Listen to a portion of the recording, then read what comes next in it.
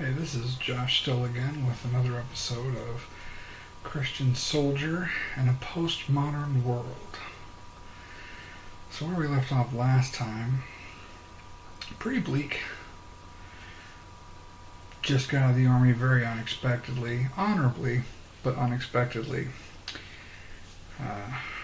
Marriage is in shambles, life is in shambles, so here I am, 33 years old, and moving back into my parents' house. This is not exciting. My wife, with whom I'm not going to continue to be, is still in Texas with my daughters. Okay, so real quick, I wasn't a combat arms guy.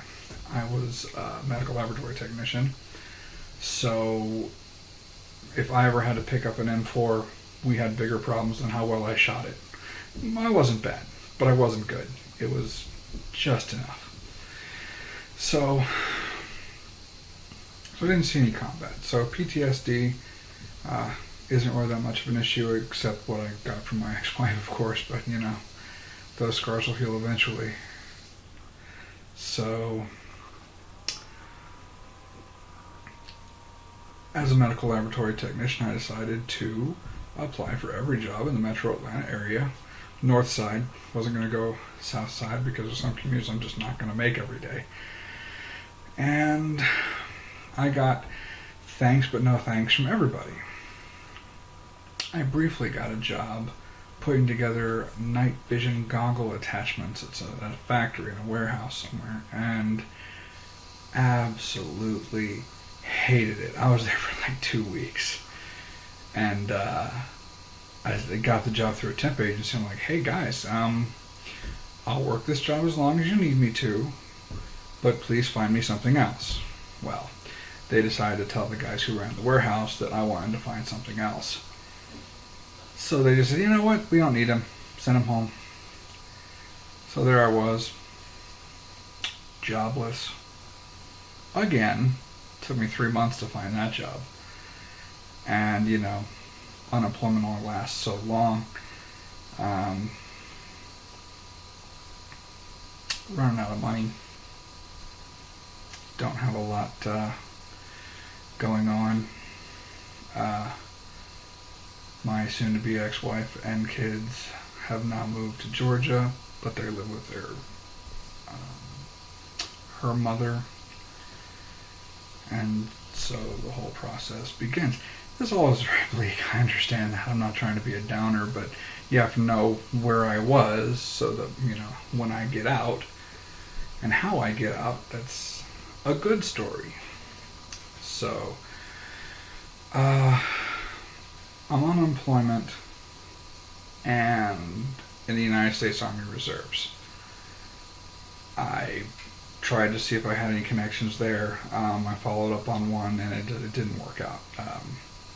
So every attempt I've tried to get a medical laboratory technician job has failed. There are literally no listings I haven't applied for on ZipRecruiter or any job posting site. I've tried with my connections that I've made throughout the Army and stuff, still nothing. And so, I'm not really sure what I'm supposed to do at this point. So I need to get a job. Bad. I don't know how to get a job at this point because the one thing the Army trained me to do, I can't do on the outside. I might as well have joined the infantry if I weren't so big boned. However, there's the problem. So for all you young men out there who might be waffling a little bit, I cannot stress enough the importance of building up a network of people who know you and like you and don't mind trying to help you out on occasion. It's important, even if it means helping them out on occasion. Because that's what happened to me. I went a little bit deeper into the network, into my dad's network. It was really through the fellowship with a group of guys, older men, a Bible study that really helped me, keep saying, even if I was up until 4 o'clock that morning and the Bible study was at 7, I was still going to the Bible study. I could sleep later. I didn't have a job. And one of the guys in that group helped me to get a job doing something I'd never done before, construction inspection. And it turns out it paid better than putting night vision goggles together, and just good enough so I could keep my head above water with child support and the few tiny bills that I had. So that was the joy of acquiring a job. Now, I've been a road construction inspector for the last 3 years almost now. Started in March of 2015. I own my own home. I'm remarried. Have a beautiful wife, beautiful 18-month-old son. And so things are moving in the right direction. I've also started my own business, doing things for people who feel maybe their lawyer has overcharged them. So things like that. And I owe a lot of that to what I learned in the Army about discipline and confidence and regimented things. And it was a good thing for me to be in the Army. And if you have the opportunity and it's something you think you can do, it taught me a lot about myself. It's not the only way to learn about yourself, but it is a good way to learn about yourself. And with that confidence, I was able to go into a field I'd never known before and actually do a decent job. I was able to attract a beautiful woman and get her to marry me. So between the Army and other, the other backgrounds that I have, it ended up getting me out. But I have to seriously stress, finding a group of wiser men than you to be around on a regular basis, it's just that important. And I cannot overstate how much that has helped me get through things in my life. Now, I mentioned the church being out of touch in my last video. I guess it was more like I wasn't comfortable at church anymore. I was, between ending my second marriage and starting my third marriage, it's not something where I felt comfortable going in there anymore. And the happiest I've ever been is when I was actually serving in a church and helping out in a men's group. And I started a men's group in San Antonio at Trinity Baptist Church called Band of Brothers. And I was just humbled that those guys let me be around.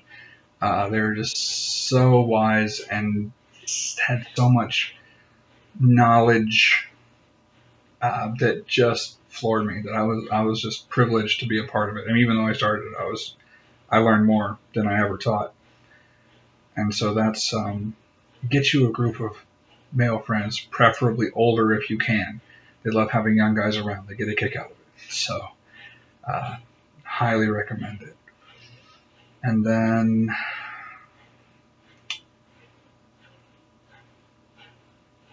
I also have to say, spiritually, the spiritual took a long time.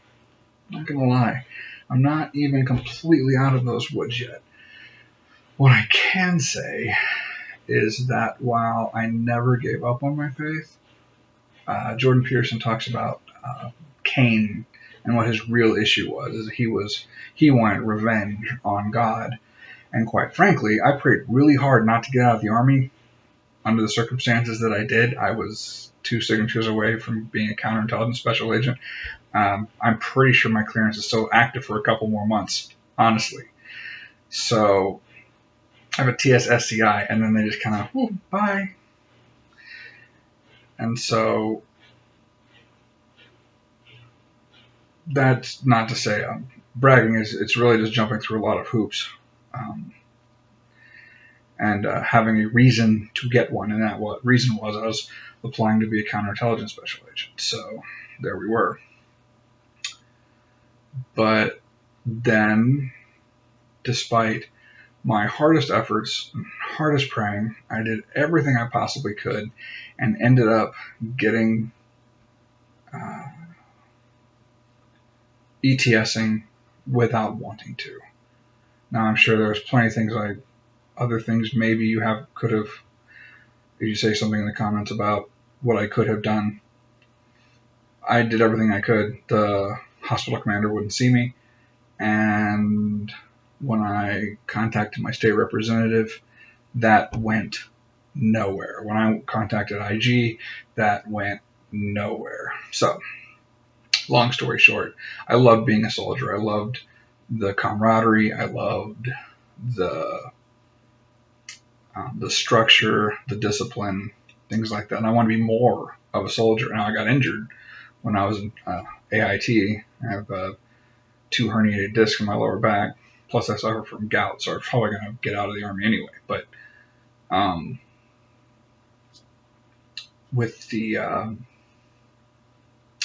getting out like that, it was really tough on me, because that's what I thought God wanted me to do. I felt like this was I was in the zone, and I was clearly not in the zone, and God's will occurred, and I got out.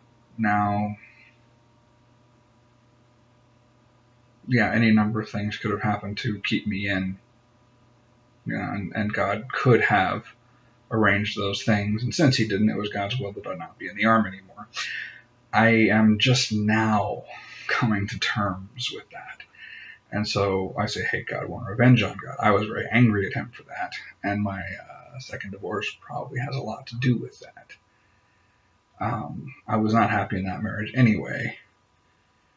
And even though I knew that God hates divorce, and even though I knew that God had what it took to get me through that marriage as long as it would last, I did not want His help.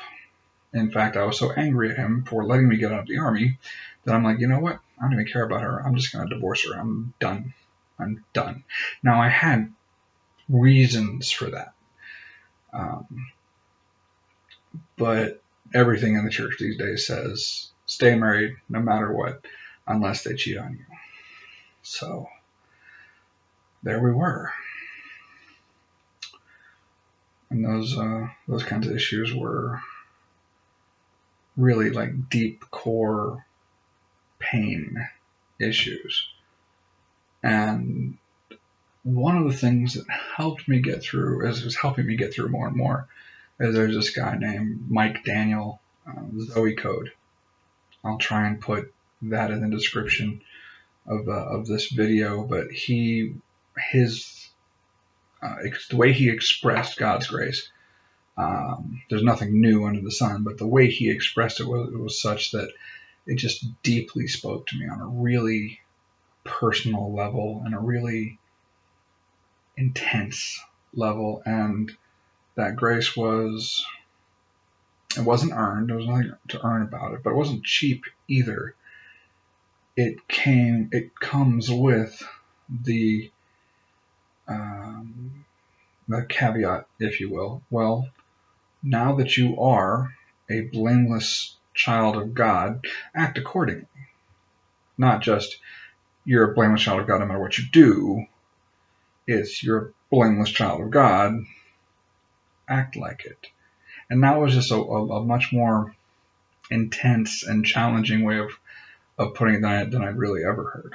And so that kept tickling around in the back of my head and tickling around in the back of my head. And then recently I've talked about Jordan Peterson and his 12 Rules for Life, his biblical lectures. I really can't express enough that if you haven't seen it, look into it.